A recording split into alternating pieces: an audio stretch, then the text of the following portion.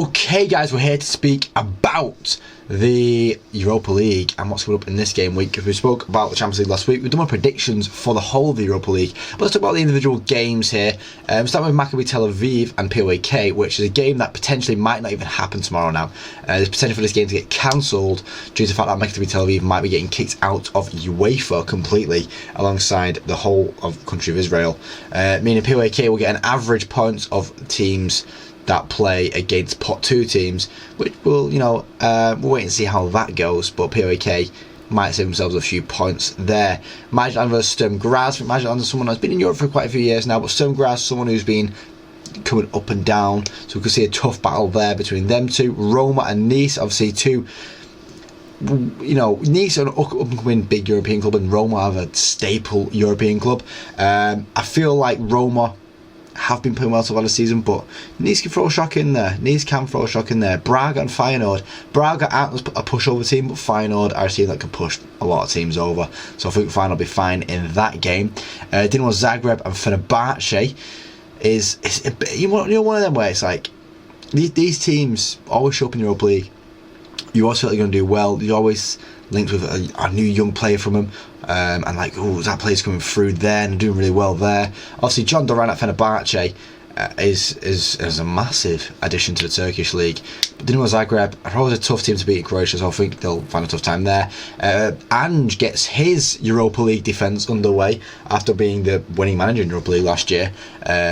For Spurs, is now at Forest defending it against Betis, and I think Betis are going to tear him apart. I think Betis are going to tear that Forest team apart. I think they'll be all over the place. Red Star versus Celtic, two Champions League winners from the Bayern era when it was the European Cup. And I think Crescendo are going to give Celtic a tough start to Europa League this year as well. They're not a pushover team. A lot of Celtic fans will think they're going to be a pushover team. They're not going to be. Serbia's not an easy place to go, and I think Red Star will show them that. Freiburg and Basel. Freiburg are a very good up-and-coming European team in Germany. And Basel, somebody's been about, but I think Freiburg can show them where the door is this week. Malmo and Ludogorets. Malmo aren't the same team they used to be. Ludogorets, once again, another one of the teams that you've seen appear more and more and more.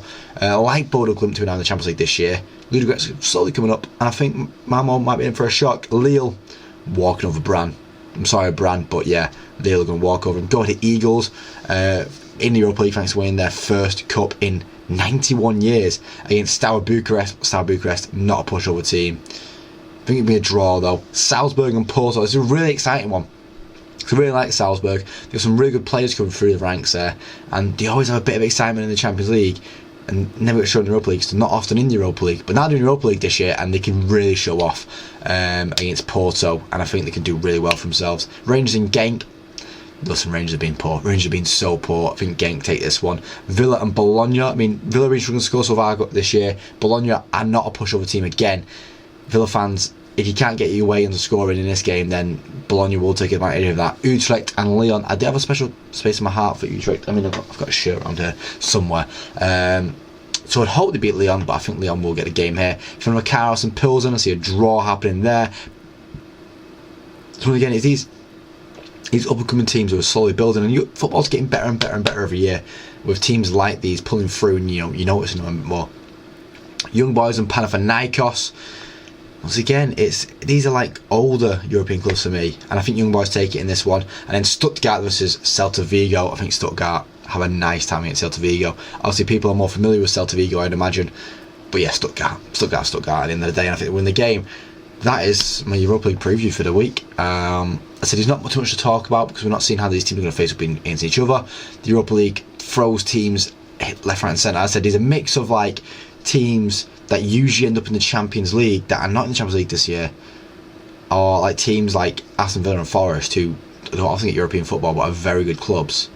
So it's a good mix in there. Obviously Celtic and Rangers both being in the Europa League is a big one that's not going to happen too often, so wait and see what happens with that one. Is it four British clubs in the Europa League this year? It's not too bad.